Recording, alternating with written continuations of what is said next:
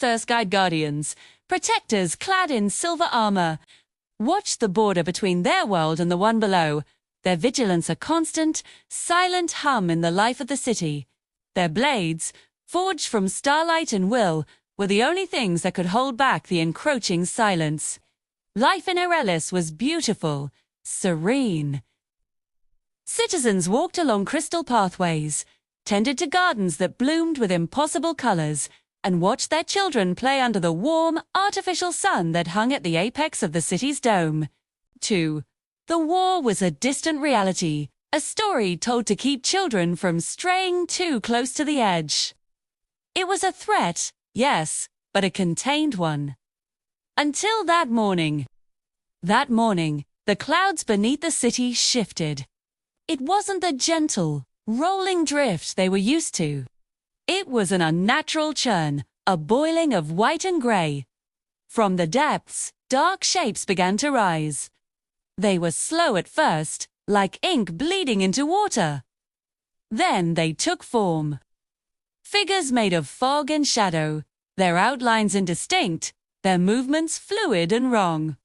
They had no faces, no limbs in the traditional sense, just humanoid silhouettes that billowed and condensed with an eerie, silent purpose. They did not scream. They did not run.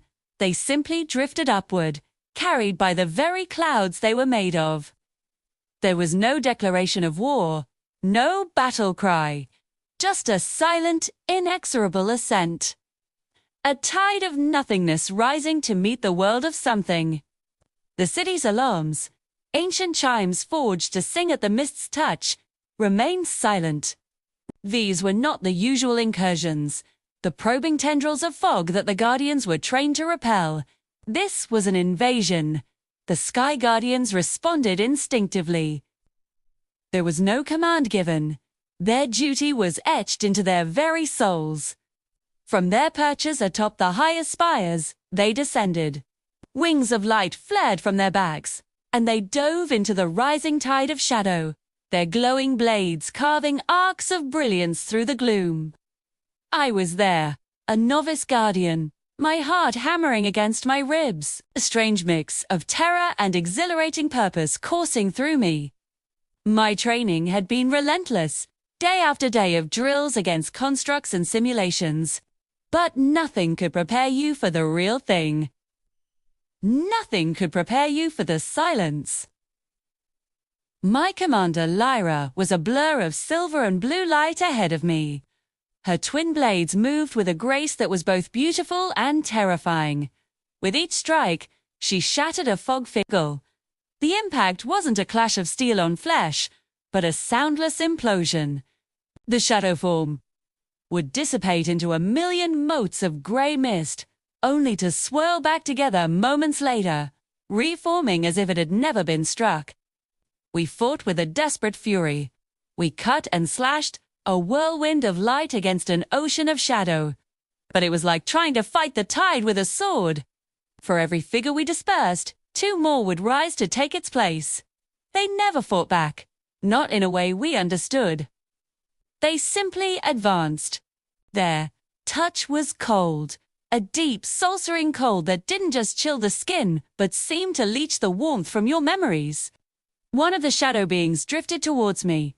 I raised my blade, my hands slick with sweat. I remember the feeling of it getting closer, the air growing thin and cold. I remember the absolute emptiness I felt looking at it, a void where a face should be. I struck, pouring all my fear and training into the blow. The figure dissolved. For a moment, I felt a flash of triumph. Then, it reformed behind me. It didn't attack. It just drifted past, moving toward the city. That was when the true horror began.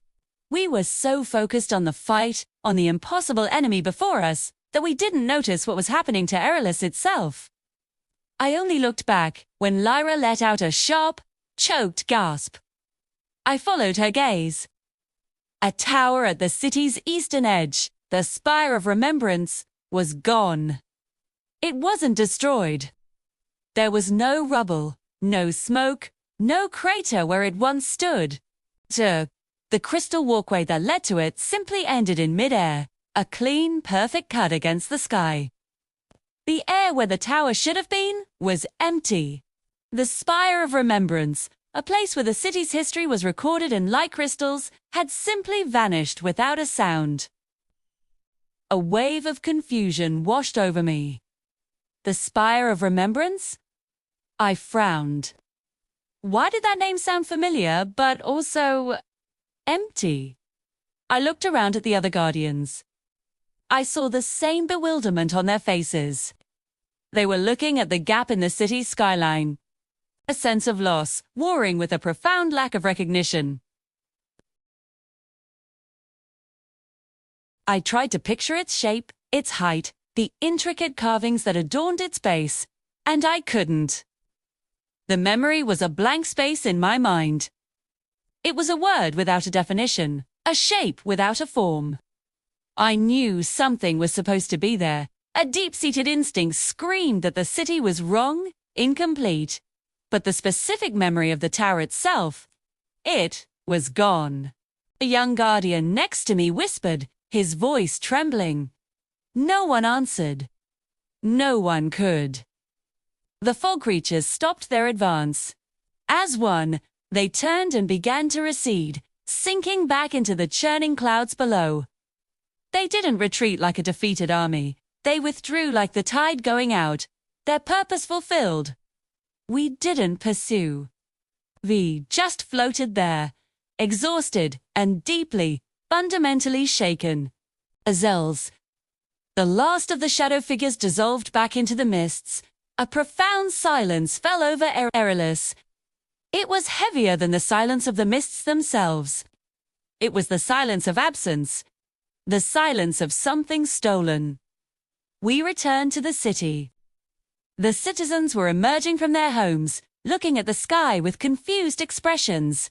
They felt it too. A nagging sense of wrongness, a gap in their world they couldn't name. A man looked at the empty space where the tower had been, a frown on his face. Did they build a new park here? He asked his wife. She just shrugged, unable to remember what was there before. That's when the true nature of the war became clear.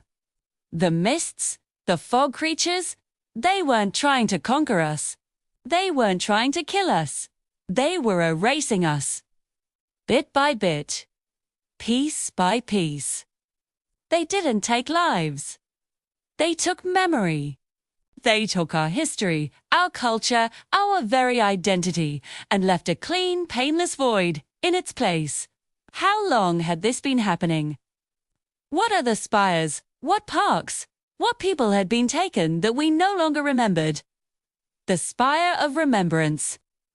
Its name was a cruel, final irony. It was the library of our past, and now it was the first thing we were forced to forget. The war hadn't just begun that morning.